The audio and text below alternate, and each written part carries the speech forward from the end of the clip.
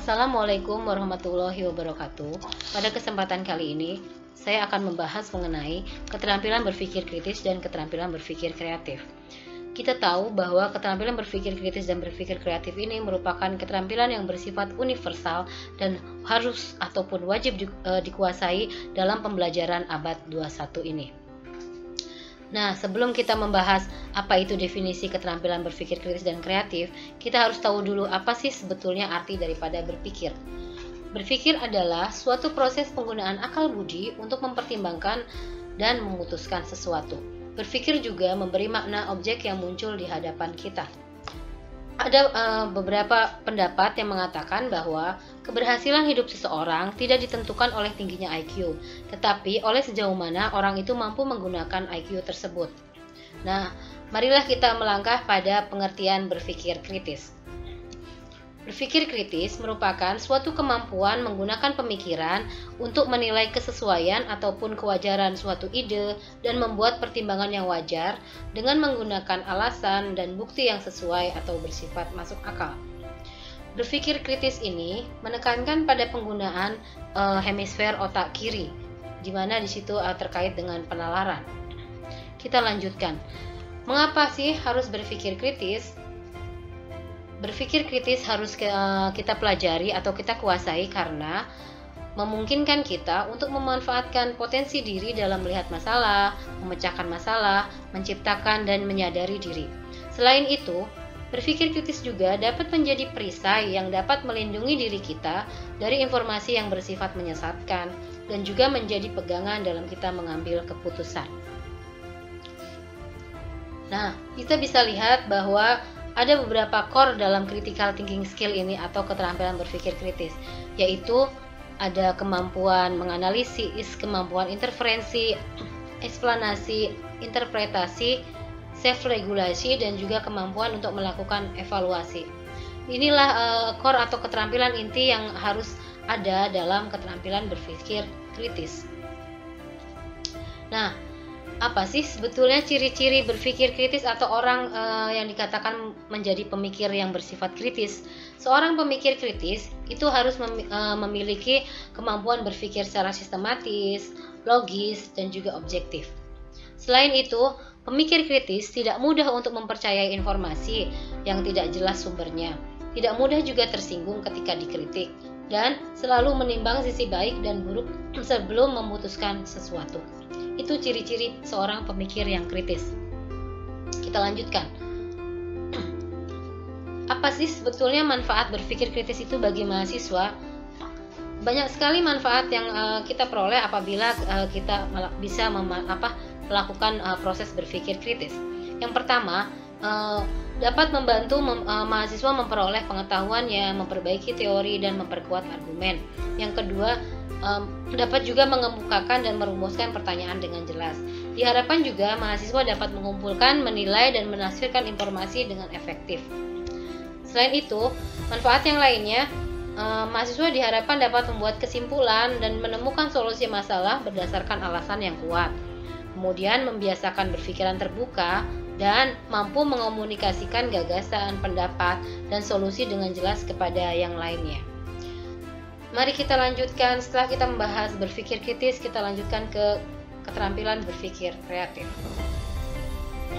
Keterampilan berpikir kreatif definisinya yaitu merupakan suatu kemampuan menggunakan pemikiran untuk mengeksplorasi berbagai kemungkinan, menghasilkan sesuatu yang baru, yang asli atau original, sesuatu yang luar biasa dan bernilai baik yang bersifat wujud, abstrak, ataupun berupa ide ataupun gagasan. Kalau tadi berpikir kritis menekankan pada hemisfer otak kiri, di dalam berpikir kreatif ini menekankan pada penggunaan hemisfer otak kanan. Bagaimana sih cara memunculkan gagasan kreatif? Dapat dilakukan caranya yaitu untuk menghasilkan gagasan yang baru atau yang kreatif adalah dengan melakukan brainstorming.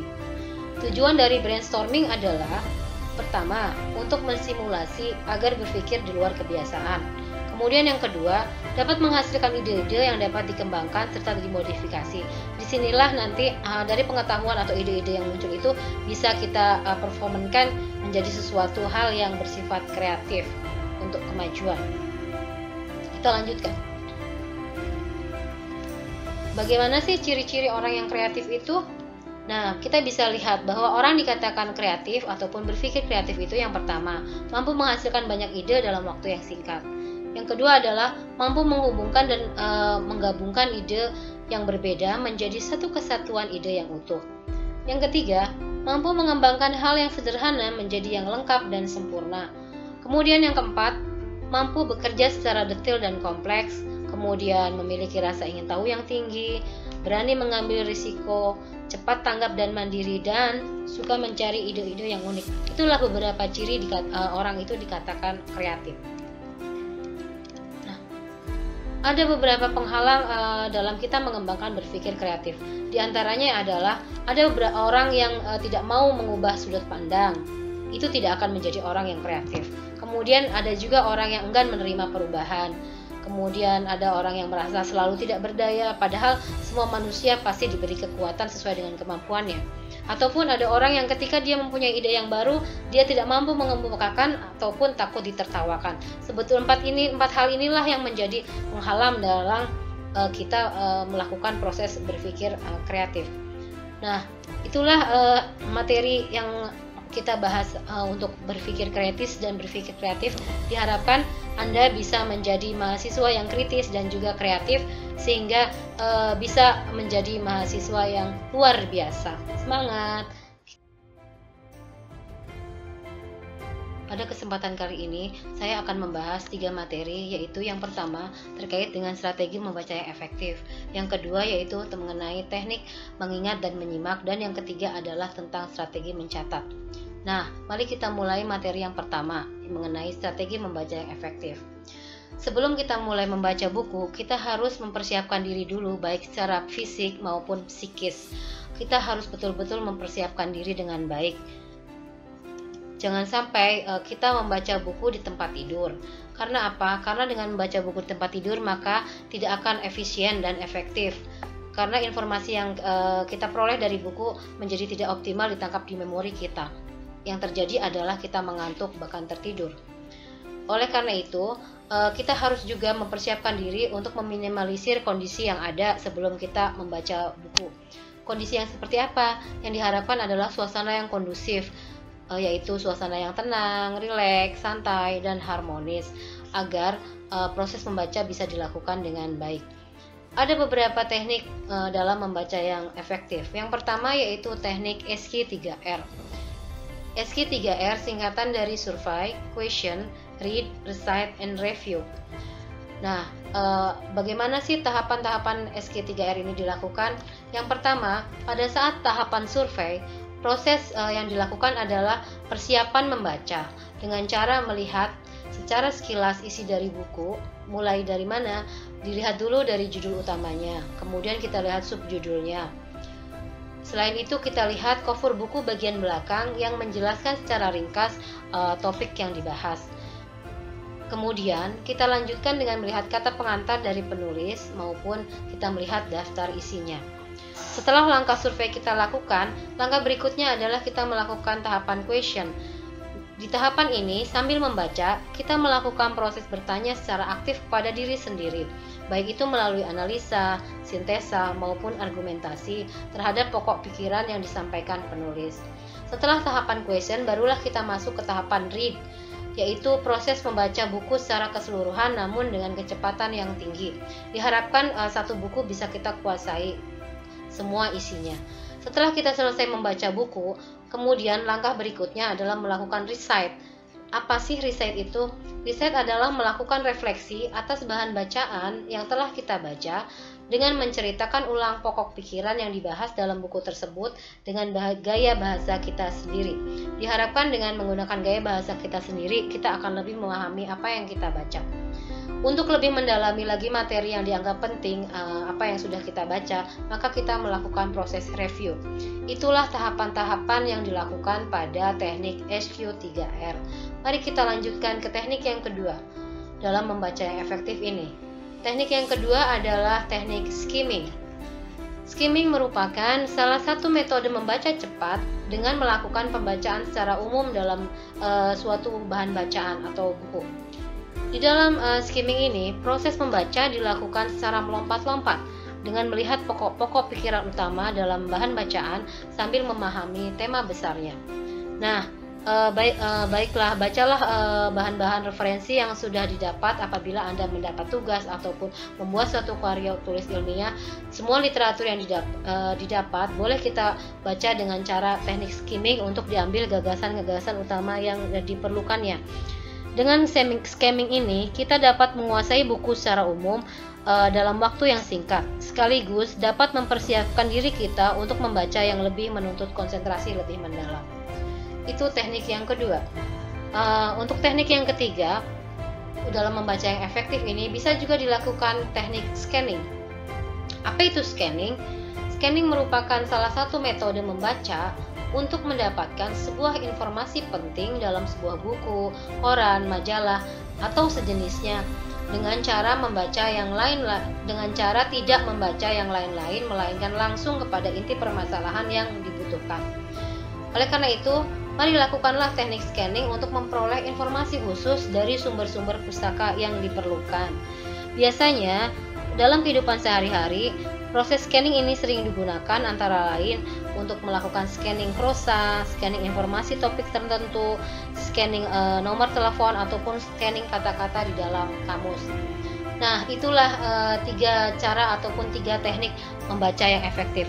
Mudah-mudahan setelah kita mengetahui bagaimana cara membaca yang efektif, kita dapat semangat lagi untuk membaca buku, sehingga banyak informasi yang kita dapatkan. Oke, mari kita lanjutkan pada materi yang berikutnya, yaitu terkait dengan keterampilan mengingat dan menyimak. Nah, kita tahu keterampilan mengingat merupakan salah satu kunci kesuksesan dalam belajar, bisa dari pendidikan dasar sampai pendidikan tinggi. Karena proses mengingat ini berkaitan dengan memori. Kita tahu, memori manusia merupakan sesuatu yang sangat mengagumkan. Kenapa? Karena mampu mengingat berbagai hal dalam jumlah yang tak terbayangkan.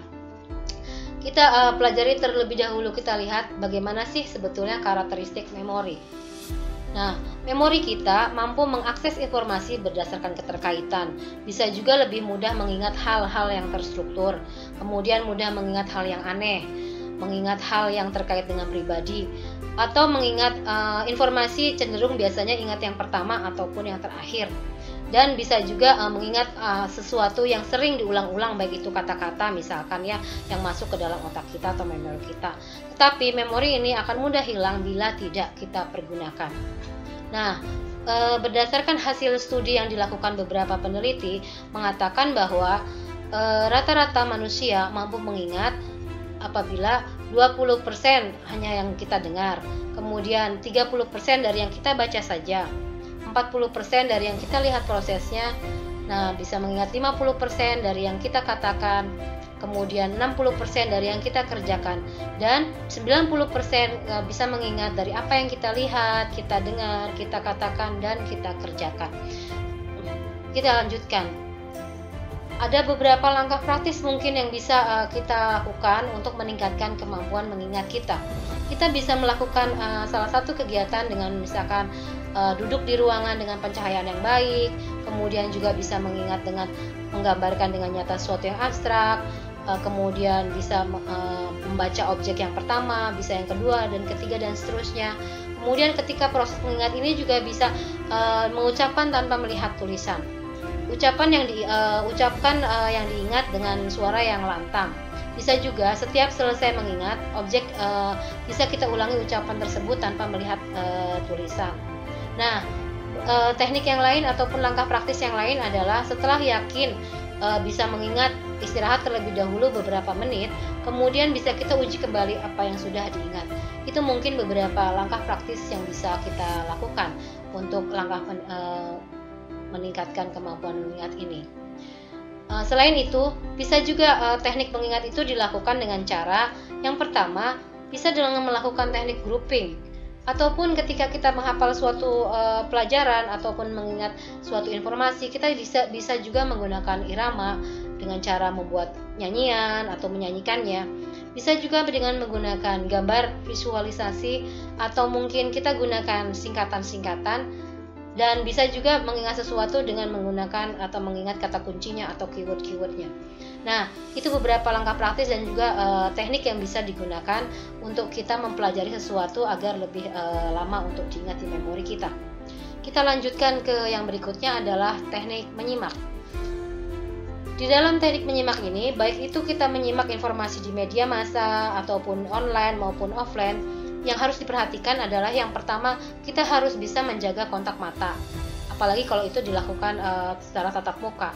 Jangan menggunakan tatapan mata yang sinis ataupun misalkan tatapan mata yang ekstrim. Kemudian, ketika menyimak, alangkah lebih baik kita aktif menjadi pembicara atau yang aktif menanggapi informasi yang disampaikan. Artinya, misalkan Anda belajar di dalam kelas, kita harus aktif berada dalam pembelajaran itu dalam kelas. Kemudian, teknik menyimak juga diharapkan kita harus fokus. Setelah itu, kita harus selektif dalam mencatat informasi apa yang telah kita dengar pada saat penyampaian materi. Nah, teknik menyimak yang berikutnya, kita harus berusaha menyingkirkan ketidaksukaan pribadi kita pada orang yang menyampaikan materi. Apakah itu misalkan di dalam kelas ketika ada dosen menyampaikan perkuliahan ataupun teman yang menyampaikan informasi, jangan sampai kita ada rasa tidak suka kepada orang-orang yang menyampaikan informasi tersebut, agar proses menyimak apa informasi yang didapat itu jauh lebih baik. Oke, kita lanjutkan ke yang berikutnya. Baiklah, kita lanjutkan ke materi yang selanjutnya, yaitu mengenai strategi mencatat. Nah, di dalam strategi mencatat ini, kita lihat dulu apa sih sebetulnya definisi dari mencatat. Mencatat adalah suatu kegiatan merekam sesuatu yang berlangsung untuk kemudian digunakan pada saat akan meninjau ulang atau melaporkan hasil belajar. Ada 3 bentuk catatan. Yang pertama adalah catatan biasa, yang kedua adalah catatan menggunakan outline, yang ketiga yaitu catatan menggunakan peta konsep maupun mind map. Menurut ada penelitian Dr. Gordon Howe dari University Exeter dan sejumlah ilmuwan lain, di mana mereka menemukan bahwa mencatat itu perlu, tetapi semakin ringkas akan semakin baik hasilnya. Kita tahu bahwa ada beberapa metode mencatat. Salah satunya adalah metode Cornell. Metode Cornell ini merupakan salah satu metode yang dalam menulis catatan yang diperkenalkan oleh Profesor Walter Polk dari Cornell University tahun 1940. Seperti apa sih metode Cornell ini? Nah, langkah-langkah yang bisa dilakukan dalam metode Cornell, yang pertama adalah bagilah kertas catatan Anda ke dalam 3 bagian. Mungkin Anda bisa melihat pada gambar yang di sebelah kiri ini ya, di samping ini. Kemudian yang kedua adalah kolom paling besar kita gunakan untuk menulis catatan yang diperlukan. Nah, pada bagian yang berikutnya ada lagi kolom yang kecil yang di sebelah kiri untuk mencatat kata-kata kunci atau keyword, dan juga bisa juga mencatat pertanyaan ataupun main idea atau topik utama. Kemudian yang berikutnya adalah di kolom yang paling bawah itu untuk menulis kesimpulan dari apa yang sudah kita ringkas atau informasi apa yang sudah kita catat. Itulah cara praktis memahami metode Cornell. Baiklah, kita lanjutkan ke teknik mencatat yang berikutnya, yaitu dengan menggunakan peta pikiran atau mind mapping. Kita tahu bahwa mind mapping merupakan suatu teknik pemanfaatan keseluruhan otak dengan menggunakan citra visual dan prasarana grafis lainnya untuk membentuk suatu kesan. Nah, mind mapping ini diperkenalkan atau dan dikembangkan oleh Tony Buzan pada tahun 1970 dan didasarkan pada riset tentang bagaimana cara kerja otak yang sebenarnya. Otak seringkali mengingat informasi dalam bentuk gambar, simbol, suara, bentuk-bentuk, dan juga perasaan. Di dalam membuat mind mapping, kita bisa menggunakan aneka pensil warna ataupun spidol berwarna, dan kita bisa membuat catatan dalam bentuk mind mapping ini sekreatif mungkin, sehingga kita lebih mudah untuk memahami materi yang telah kita pelajari. Anda bisa lihat di gambar ini. Ini mind mapping terkait dengan gaya belajar. Di mind mapping ini tidak mengenal sistem hierarki, artinya kita bebas untuk menentukan di mana materi pokok yang kita pelajari, kemudian kita membuat percabangan dari mind mapping ini. Kita bandingkan dengan konsep map atau peta konsep. Nah, inilah teknik mencatat yang berikutnya. Dengan menggunakan peta konsep, ini biasanya suatu lambang skematik dari kumpulan konsep atau set konsep yang bermakna dalam satu kerangka gagasan. Di dalam peta konsep ini menunjukkan hierarki konseptual yang memperlihatkan urutan-urutan pengajaran untuk mencapai perbedaan progresif konsep-konsep tingkat tinggi dan penyesuaian integratif daripada konsep. Nah, di dalam peta konsep bisa kita lihat bahwa materi besar itu bisa dijadikan sebagai superordinat, kita tempatkan di paling atas. Kemudian materi yang berikutnya yaitu berupa sub-subordinat dan ordinat di sini. Inilah harus semuanya berdasarkan sistem hierarki yang bersifat integratif sampai sedetil-detilnya dari konsep ataupun materi yang kita pelajari. Ini perbedaan mind mapping dan peta konsep. Nah, dari ketiga teknik ataupun strategi mencatat ini Anda bisa gunakan agar Anda bisa mencatat materi itu secara baik dan juga secara ringkas. Demikian materi kita hari ini. Terima kasih. Assalamualaikum warahmatullahi wabarakatuh.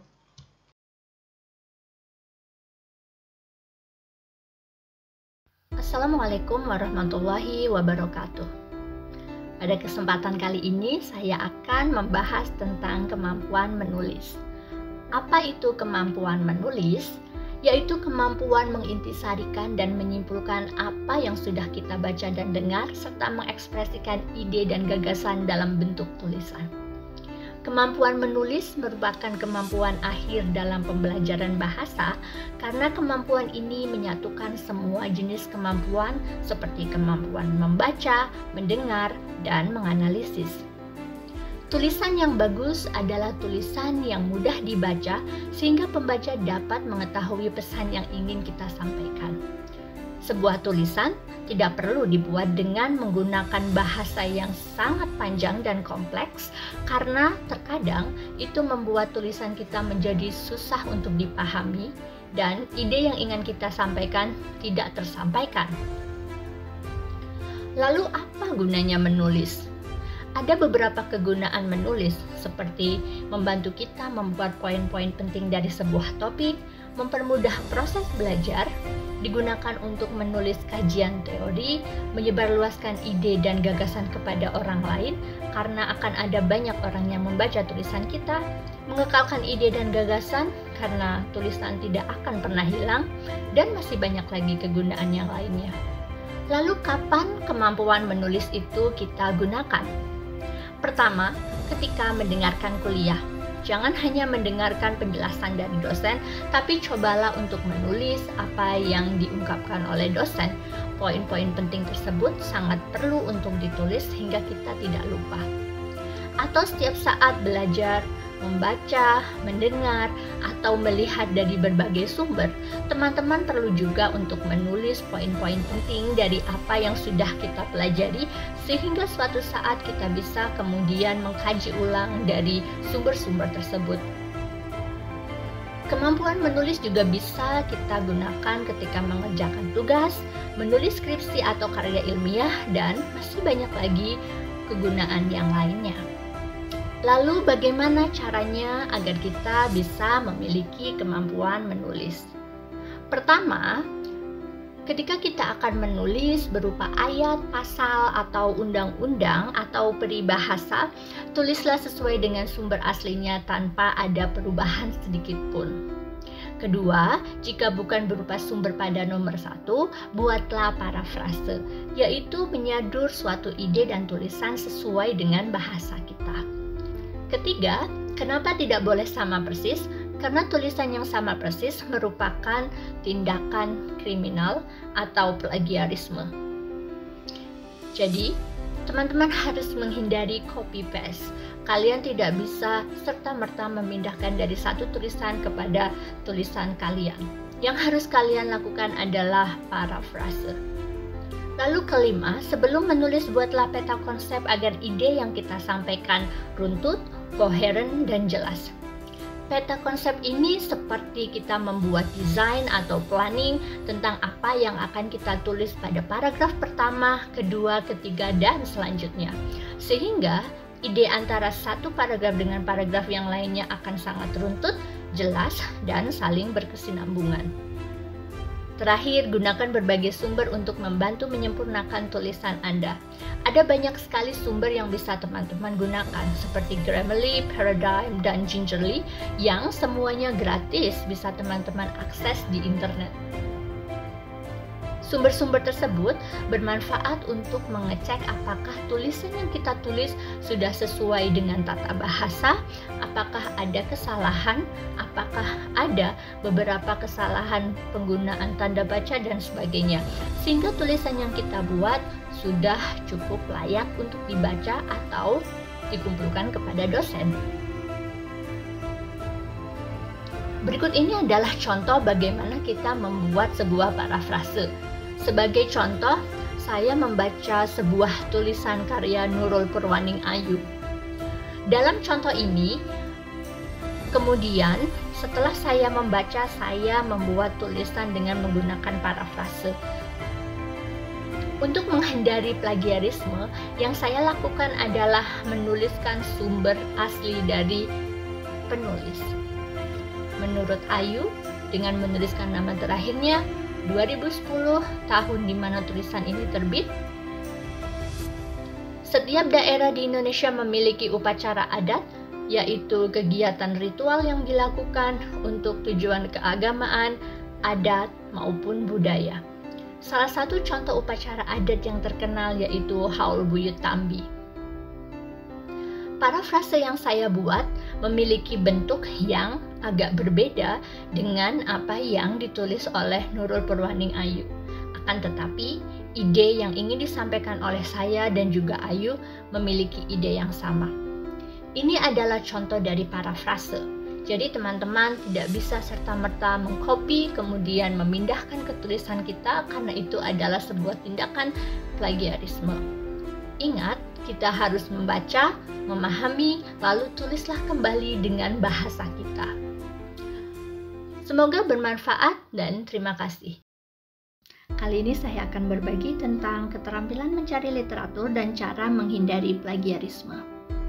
Sumber literatur digunakan sebagai sumber bacaan kita untuk kuliah, mengerjakan tugas, mengerjakan makalah, skripsi, dan sebagainya. Ada dua jenis sumber, buku cetak maupun sumber elektronik. Buku cetak dapat kita temukan di perpustakaan kampus, perpustakaan kota, maupun toko buku. Sedangkan sumber elektronik bisa kita temukan di internet. Beberapa jenis sumber elektronik yang bisa kita temukan di internet seperti jurnal, e-book, artikel, berita, dan sebagainya. Jika teman-teman akan menggunakan sumber internet, pastikan bahwa sumber tersebut merupakan sumber terpercaya. Hindari membaca dari sumber beralamatkan .com jika kita tidak yakin kredibilitasnya. Hindari pula mengambil sumber dari Wikipedia, karena Wikipedia ditulis oleh siapapun sehingga kredibilitasnya kurang bisa dipercaya. Bacalah sumber dengan alamat belakang URL seperti .edu, .go.id, .ac.id, .uk, .org, .gov, atau .eu. Sumber-sumber tersebut merupakan sumber resmi yang kredibilitasnya dapat dipercaya. Untuk bisa mendownload jurnal, buku, artikel, dan sebagainya, ada beberapa situs yang bisa teman-teman gunakan. Situs-situs tersebut memberikan akses gratis untuk bisa membaca buku, jurnal, dan sebagainya, atau bahkan memberikan akses gratis kepada kita untuk bisa mendownload sumber-sumber tersebut. Saya akan memberikan contoh bagaimana kita bisa mendownload jurnal atau buku dari libgen.is. Pertama, ketikkan libgen.is di Google Chrome kalian, lalu akan muncul tampilan seperti ini. Kemudian, di bar search, kita bisa mengetikkan topik apapun yang ingin kita cari. Anggap saja saya akan mencari buku tentang TOEFL. Kita search, lalu akan muncul banyak sekali buku-buku tentang TOEFL di sini. Sebagai contoh, saya akan mengambil buku Cliff Test Preparations. Kita klik di angka-angka ini, bagian mirrors, kita klik angka 1 atau 2 atau manapun yang kalian suka. Lalu akan muncul Get, kita klik. Maka secara otomatis kita sedang mendownload buku tersebut. Jika sudah terdownload, maka akan muncul tampilan seperti ini. Ini adalah buku dalam bentuk PDF yang tadi saya download dari Libgen.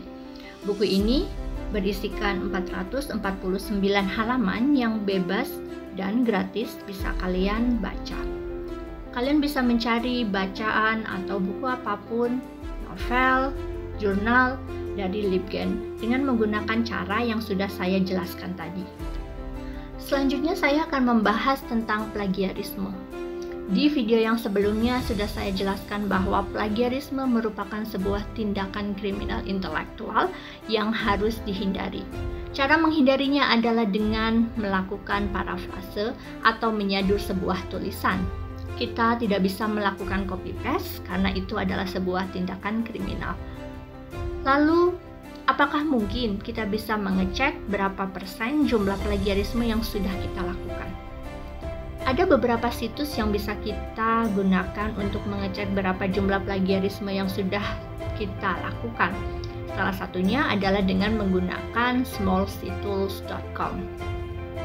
Akan saya praktekkan bagaimana kita bisa melihat plagiarisme yang sudah kita lakukan. Setelah teman-teman membuka Google Chrome, ketikkan smallctools.com/plagiarism-checker/ maka akan muncul tampilan seperti ini. Di bagian bawah, copy and paste, kita kopikan paper atau apapun ke sini. Ini adalah contoh di mana saya melakukan copy paste 100% dari sebuah sumber. Dan ketika saya kopikan di sini, maka akan kita coba cari, kita cek plagiarismenya.